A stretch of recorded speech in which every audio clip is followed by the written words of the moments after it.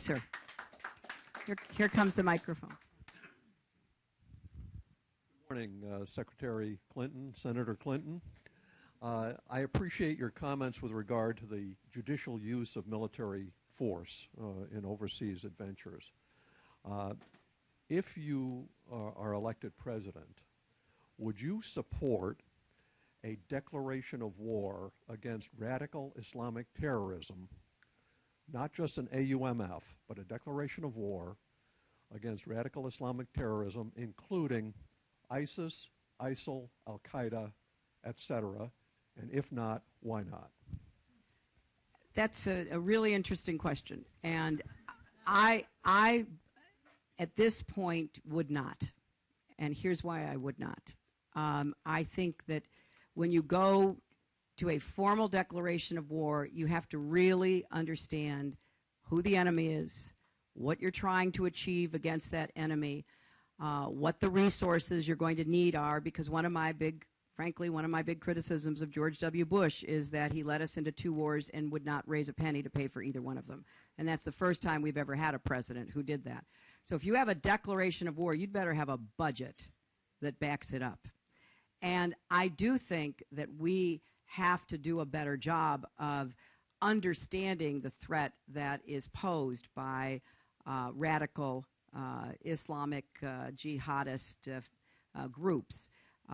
And we do have to be judicious, as you rightly said, in figuring out the best way to combat them.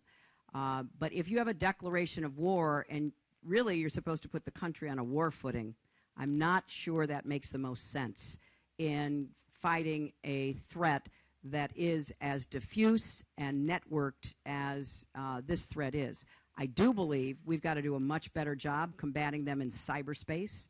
They are much more adept at putting out their side of issues than we are in responding, trying to trip them up, trying to point out how hypocritical and wrong-headed and evil they are.